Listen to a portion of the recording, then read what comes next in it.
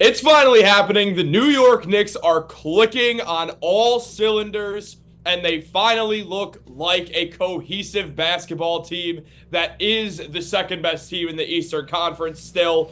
What's up, guys? Welcome back to Knicks Digest. We're back on the duo post game, and we're going to jump right into things as always. Also, guys, make sure to subscribe. Leave a comment down below what you think about the Knicks team finally being over 500. It feels like they're figuring it out. The New York Knicks beat the Brooklyn Nets, putting up a game where four guys had 20 points, and Jalen Brunson wasn't even one of them, though he did get 10 assists. We're seeing this Knicks team click as a unit. We're seeing the defense get better. We're seeing Mikal Bridges kind of figure out his role. The man also phenomenal mid-range scorer. And I mean, Dariel, this is just exactly what we want to see from the Knicks. We want to see Jalen Brunson running this team and being the floor general and other guys getting opportunities when we see Brunson not exactly shooting well, and he exactly did that tonight. There's so many weapons on the Knicks that we saw Karl Anthony Towns go for 26 and 15. OG go for 24, looking like a prime Kawhi out there. Mikal Bridges getting 21 and Josh Hart getting 20. Dariel, this is everything you want to see out of this New York Knicks team. Absolutely. I mean, first and foremost, I think this is our first duo post-game show for the regular season for this season. We did one for a preseason game, so our schedules have been off, but we're back, baby. I think we did one for opening night. Opening night? No, we didn't because I wasn't able to. I know that for a fact. I was working. I did. I think the only one we did a duo was for a preseason game. But anyway, we're back. But yeah, no, just like you said, I mean, little by little, everything is falling. It's not falling into place, but it's getting better. And out of one of the four players that had a 20-point game, you talked about OG. 24 points, 8 rebounds. What was he? He was 9 of 17 from the field. That's 53%. 3 of 7 from 3, 43%. Like, I feel like just every game that we see more of OG, just the more I get impressed, man. It's just like he's just locking down on defense. He's so active with his hands, moving his feet. But then on top of that, he's dropping 20 points on your head. And it's like you said, it's like prime Kawhi. So that's one of the things that stood out to me in this game. Jalen Brunson, he was leading the team. He didn't have a good game. 12 points, 5 rebounds, 10 assists. 3 of 14 from the field, 21.5%. 0 for 5. He had a donut for 3-pointers. Karl Anthony Towns, he had a good game, and we definitely like to see this as far as like someone else being able to step up when Jalen Brunson isn't really carrying the torch offensively. But I kind of wanted to pick your brain about this. I think Jalen Brunson is having a slow start to the season because this is his third year in the Knicks uniform. And ever since he came to the Knicks, I feel like the narrative around his name has completely changed and went from, he's a decent NBA player. Yeah, he's a good backup. And then the conversation went to, no, this guy is like a top 10 player in the league. This guy's a top 3-point guard in the league. So I just think the defenses are a lot more intensified around him, which I think is a reason why he's starting the season slow. So I just wanted to pick your brain about that. What do you think about that? I think we've seen over these last 2 seasons that Jalen Brunson finishes a season better than he starts a season. This has been the case. This is not the first time we've seen this. Last year, Jalen Brunson, I mean, it's objective. At the beginning of the year, no one was saying he's a top 10 player. At the end of the year, the man damn near could have, he didn't deserve it, don't get me wrong, but he could have been in the MVP conversations. Not winning MVP, but there's a reason why he got a 5th place MVP vote last year.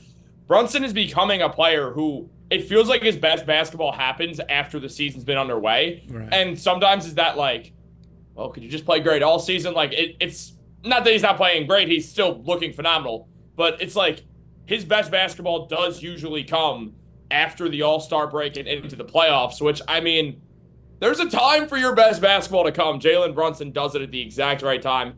He gets hotter. He's the Brunson burner for a reason. He gets hot as the season goes along. But he's also, I agree with you. He's having a slower start. He does not look like the guy who was in the playoffs last year just yet. And I have no doubt Jalen Brunson's 100% going to get right back to business there. But going into this season, before the game against the Nets, Brunson put up 25 points, or is putting up 25 points per game, 3 rebounds, 6.5 assists, with 47.5% from the field and 38% from 3. He's got a 20 PER, almost a 21 PER. The man still looks good. It's just he's not the 30-point per game scorer, and we're not going to see that this year. We're going to see a guy who's more of a 25 and 10 type player than a 35 and 6 type player because of all this offense this team has. There's a massive influx of offense. OG Anunoby looks like he's having his best offensive season ever. McHale looks great. Towns looks absolutely unreal. I do think that Brunson's starting a bit slower, and we've seen this in the past. His first year with the Knicks, remember, he was not named an all-star, but also then clearly should have been putting up 30 points per game throughout the playoffs, 27 points against the Cavs, and 33 points per game against the Miami Heat. Everyone agreed he should have been an all-star, but he wasn't always that hot. He starts the seasons a bit slower and then usually tends to figure it out. And then once he gets it going, I mean, there's just no stopping him. So I'm not really too concerned about Brunson, but I definitely do see, like, I agree with you, like, for Jalen Brunson, now again, I think he looks like an all-star right now, but for Jalen Brunson, he is having a slow start. He's not exactly putting up the numbers that we've become used to, even though the numbers are still objectively great. Yeah. And I think he'll get there. Yeah, no, I'm not worried at all. And again, with the addition of Cat, they're still trying to figure out that chemistry. But yeah, I'm not worried. Are we ever going to see, speaking of Cat, I don't want to sound like I'm bashing him. I am eternally grateful for what he's giving us. The way he's playing is great. But the foul trouble, I'm already used to it. And that was something that I was going to keep my eye on when we announced that we got traded for him. But my question to you is, are we ever going to see Cat play a game where he has a minimum of just 3 fouls? Well, he averages for his career over 3 fouls a game, and he's been in the NBA. This is the 2020. This is 9th season of NBA basketball. It's around halfway through his career. I highly doubt we're going to see Karl Anthony Towns stop him from fouling. Look, dude, there's no way around it. He's awkward. He just moves awkwardly. And then he's in a like we keep saying in the happy hours, in the videos that we do, solo videos. Like, I feel like we do mention it a lot that he's put in a position where it's kind of rough because he's a 5, and then when the offensive player on the opposing team breaks down his defender on the perimeter, Cat is the last line of defense, so he's going to be challenging shots, and he's not necessarily known as a shot blocker per se, but he's going to be challenging shots, so it's going to put him in a peculiar position where he's going to get fouls called, but. I don't know, man. It's just annoying, but whatever. It is what it is. He's at least he's being able to show us what he's been able to offer us on the offensive end. I did want to ask you something though. I wanted to ask you. There's been a lot of talk around NBA Twitter in the NBA world just about the viewership in the NBA and how, like, it's kind of gone down. And there's been a lot of different reasons, a lot of different excuses that people bring up. It's the pace of play, it's the foreigners, it's the foul calling, it's this or that. Watching this game, I was so annoyed at the amount of fouls that were called. And the fouls that were called were not even like basketball fouls. Dennis Schroeder is going into the paint and he's exaggerating the bump that Jericho Sims is giving him, literally acting like he's in Broadway and he's like throwing the ball in the air into the third stands. And then Jalen Brunson too. Like, I'm not disqualifying our Knicks players. Like, Jalen Brunson got bumped on the sideline by, I think it might have been Zaire Williams, and he's flailing as if someone punched him in the face. And it just made the viewing so annoying, and I think that's a really big reason why the viewership is down. But I wanted to pick your brain about that, the whole viewership being down this season for the NBA. What do you think? Dude, free throws are boring. And we live in a world where entertainment is so instant. Like, a free throw happens, I could just totally start going like this and just start messing around on my phone and stop paying attention. And then before I know it, I'm not even watching the Knicks game anymore. And, like, I love watching the Knicks. I love watching basketball. That I'm able to, if there's a foul, I am going to check my phone for a few seconds, but I will go back into watching basketball. I think it's the need for constant entertainment from a lot of people. And the fact is, the amount of fouls takes part of the beauty away from basketball. Here's the thing, dude.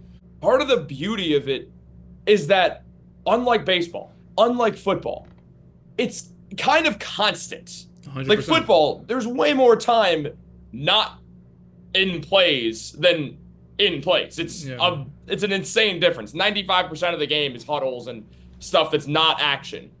We already know the ends of games are suspenseful, and I'm not going to want to look away at the end of a close basketball game. The Knicks don't even have to be playing. I'm locked in because I love basketball, and if someone doesn't love basketball and has that happen, understandable.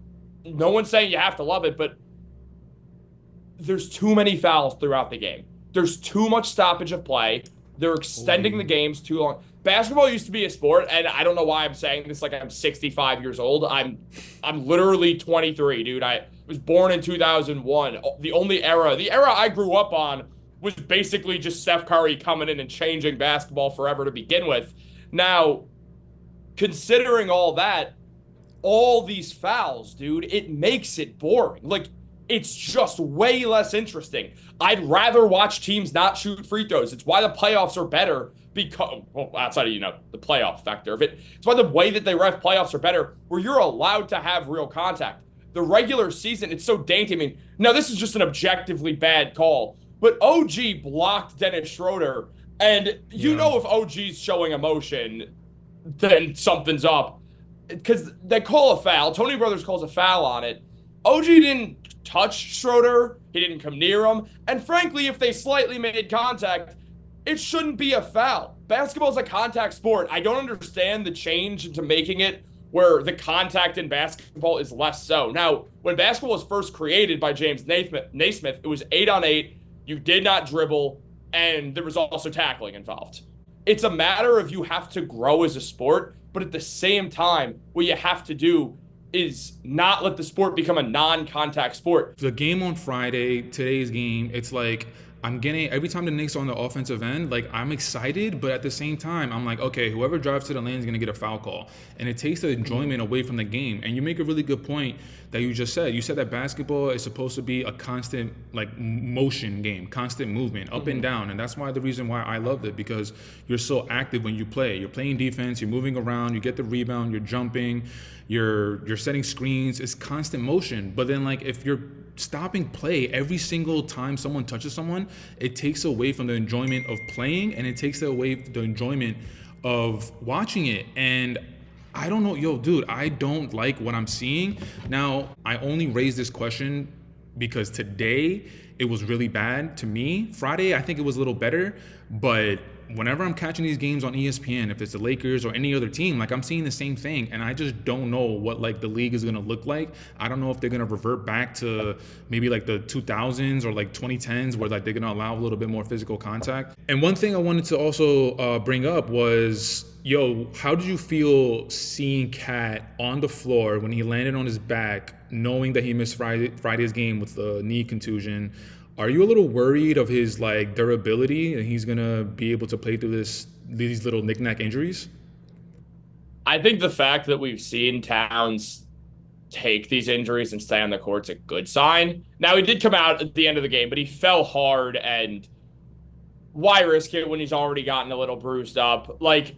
Tibbs didn't force him back in the game. Towns came out. He only played 30 minutes this game. The Knicks play tomorrow against the Washington Wizards. Right. I was talking about this with my brother hours and hours ago before this game happened on the concept of his knee. Banging knees, it's not a serious injury, but it does suck. It hurts a lot. It's part of basketball. It happens because it's a contact sport. Right. But dude, those knee-to-knees hurt so much. When it happens, it feels like you broke your knee.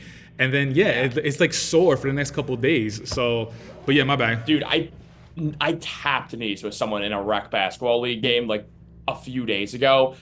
And given I've had a lot of knee injuries on this knee, it's the knee I've had 3 patella dislocations on, so I freaked out. I was like, okay, this is the problem. And literally my knee is still bruised. It sucks. And I think because of that alone, with the back-to-back happening 3 games in 4 days, I was kind of expecting Karl Anthony Towns to miss, whether it was tonight or tomorrow against the Washington Wizards.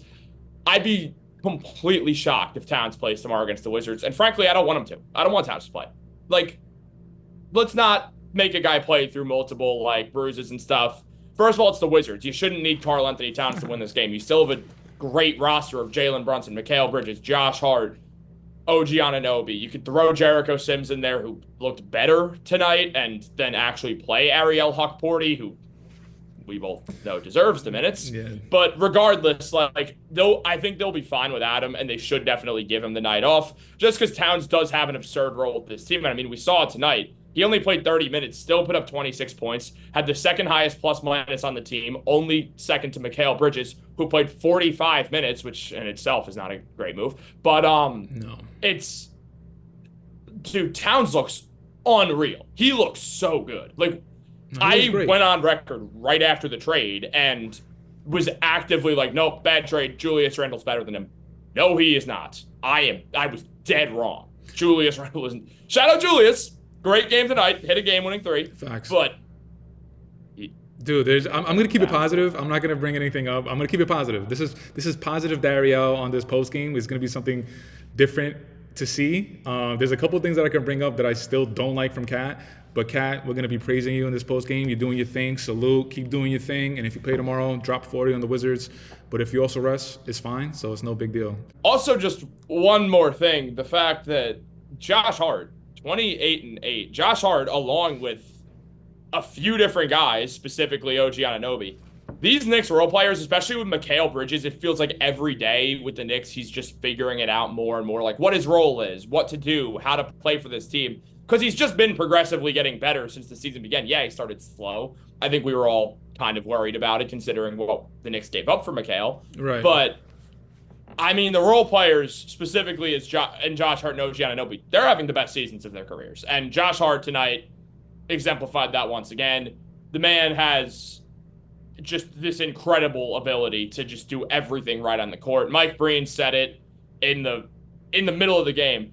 Every NBA team could use a Josh Hart. The problem is there's like 3 people who are as good of role players as Josh Hart. Derek White and Josh Hart are easily the 2 best role players in basketball. Third is, depending on the definition of a role player, I'd say it's Aaron Gordon. Like, they're all true role players. They're not stars. They're not putting up 30 or anything. But just, I'd say those are just, that's what you want out of role players. And same thing for OG. The dude shoots 46% from the corner 3. Just obscene confidence this season. Yeah. No, Once this absolutely. bench gets healthy, this team is going to be really good. Yeah, I've been saying lately that like I've been wanting to see Mikal being implemented into the offense a little bit more because at times it looks like he's just standing in the corner. But I think you nailed it right on the head. That every game that goes by little, we're seeing Mikal get more comfortable in the offense. Friday he had a solid game. Today he had another solid game. So yeah, man, it's just in today's world, everybody wants everything like right away, and things take time. And right now we're finally above 500 with 7-6. I think this is how it's gonna be for the season. We're gonna win 1, lose 1, maybe win 2, lose 2, but we're gonna be hovering around 500, and we'll see what happens when Mitch comes back. That's a whole nother conversation. And since this is our first duo for post game for the regular season, you know I gotta bring it back. So, Jalen Brunson for all the MVPs. The deuce is loose for co-MVP. Mikal Bridges for Defensive Player of the Year. Taj Gibson, even though you are not a Knickerbocker anymore, it's always Taj Gibson for president. And until next time, for Chris and I, we're out, baby. Peace.